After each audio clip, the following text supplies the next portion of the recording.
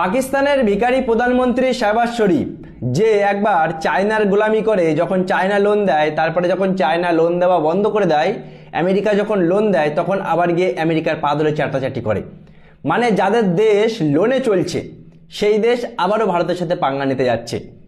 বন্ধুরা, পাকিস্তানের এই ভিখারি প্রধানমন্ত্রী শাহবাজ শরীফ আবারও কনফার্ম করে দিয়েছে যে 15ই ফেব্রুয়ারি আমরা ভারতের সাথে ম্যাচ খেলবো না। কি কারণে খেলবো না? বাংলাদেশ আমাদের ভাইয়ের সাথে জাতি করেছে, সেই জন্য আমরা ভারতের সাথে ম্যাচ খেলবো না। ক্রিকেটের মধ্যে ভারত রাজনীতি ঢোকাচ্ছে, সেই কারণে আমরা ম্যাচ খেলবো না, মানে কনফার্ম করে দিয়েছে।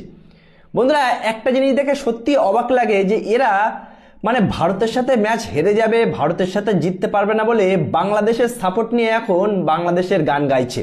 আর বাংলাদেশের মানুষ এই পাকিস্তান ভিখারির কথা শুনে ধেই ধেই করে নাচছে।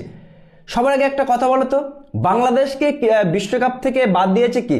ভারত বাদ দিয়েছে? ভারত কি কখনো বলেছিল যে বাংলাদেশকে আমরা বিশ্বকাপে সুযোগ দেব না, বা আমাদের ভারতের মাটিতে বিশ্বকাপ খেলতে বাংলাদেশকে আসবে মানে আমরা আসতে দেব না? কখনোই না।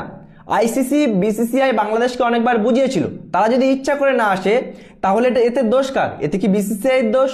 একেবারেই না। এতে কি আইসিসির দোষ? একেবারেই না।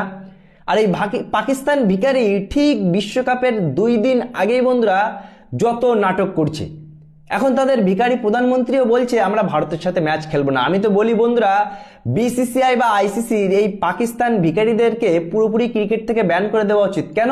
তার কারণ তারা আইসিসি বিশ্বকাপের সমস্ত রকম নিয়ম কানুন ভেঙে ফেলছে। প্রথম কথা, এই আইসিসি যে টাকা ইনকামের ধান্দায় পাকিস্তান আর ভারতকে একই গ্রুপে রাখে, এই গ্রুপটা চেঞ্জ করা উচিত। ভাই, আর কতদিন আমরা এই পাকিস্তান, মানে আমি বুঝতে পারছি না বন্ধুরা, যাদের ক্রিকেটে কোনো কন্ট্রিবিউশন নেই, যাদের কোনো মানে ক্রিকেটে ভারত পাকিস্তান ম্যাচ হলে পাকিস্তানকে একটু অর্ধেক টাকা যায়, সেই টাকায় তারা সারা বছর চালায়। মানে ভারত যদি তাদের সাথে ম্যাচ না খেলে তাদের কোনো অস্তিত্বই থাকবে না ক্রিকেটের।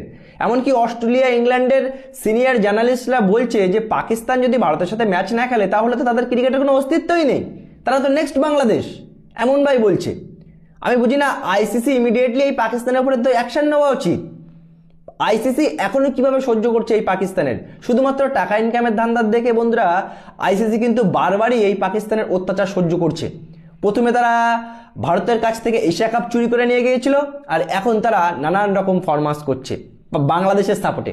দেখতে গেলে এরা বাংলাদেশের কোনোই সাপোর্ট করছে না, তার কারণ বাংলাদেশের কিছুদিন পরেই বাংলাদেশে ভোট, আর এই ভোটের কারণেই অ্যান্টি ইন্ডিয়া মুভমেন্ট চালানোর জন্য, এখন বাংলাদেশের মানুষের কাছে খুশি থাকার জন্য, ভালো সাজার জন্য পাকিস্তান এখন 15ই ফেব্রুয়ারি বয়কট করছে।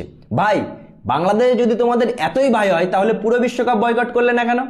পুরো বিশ্বকাপটা বয়কট করলে কেন? ভারতের সাথে ঠিক আগে আন্ডার-19 এশিয়া কাপ খেললে কেন? আন্ডার-19 বিশ্বকাপ খেললে কেন? এদের কাছে প্রশ্ন নেই। এরা অ্যান্টি ইন্ডিয়া মুভমেন্ট চালানোর জন্য এইগুলো করছে। আর এখন দেখার বিষয় আইসিসি কত বড় অ্যাকশন নেয় এই ভিখারি পাকিস্তানের উপরে।